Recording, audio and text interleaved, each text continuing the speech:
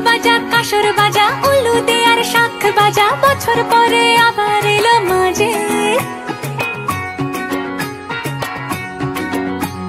পুজো পুজো